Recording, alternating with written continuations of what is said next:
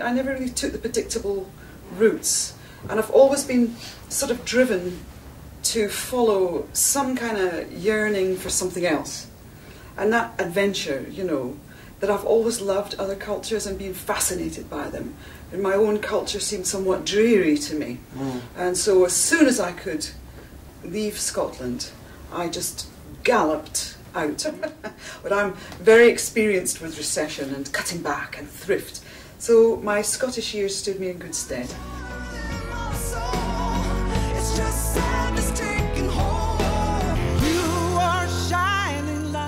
And was performing an escape as well? Was getting up on stage? Oh, I don't think Did you create a different persona for yourself? Was that part I don't know if you could call that an escape, but I think you could call it an outlet. Right. Yeah.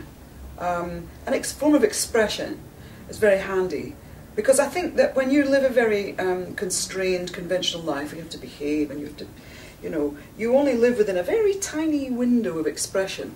And a lot of people, I think, you know, they're obliged to do that, you know, because not everybody allows you to be more expansive with your personality.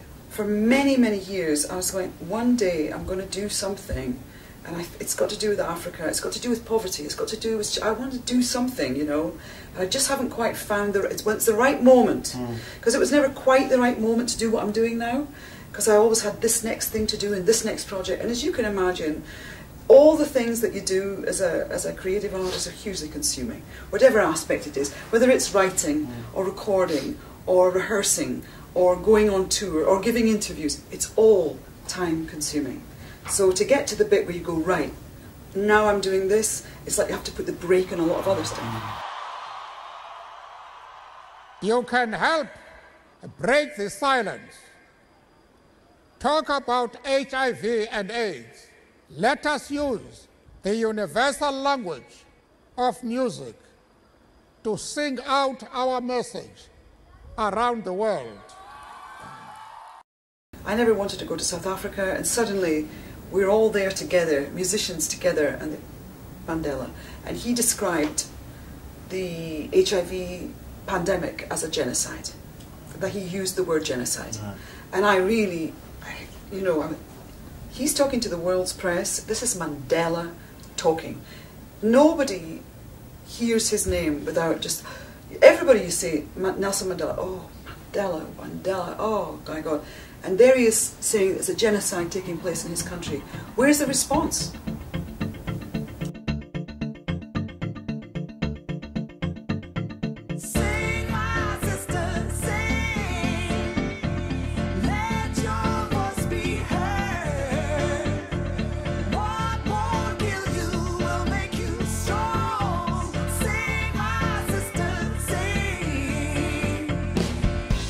This thing has no boundaries, and we better know what's happening here in South Africa, this country that's supposed to be the rainbow nation, where, you know, you've managed to overcome the great evil of apartheid. Now you're facing a different kind of apartheid, a different kind of pandemic, if you like. No one wants to know what their status is. Very difficult, because they think, if I find out that I'm HIV positive, it's either a death sentence, or other people in my community are going to find out, I'm going to lose my job, people will shun me, all kinds of things. So the stigma is just as much a culprit of keeping this thing invisible and silent. And I mean, how time consuming is it for you for this work? Half my time goes into it, yes.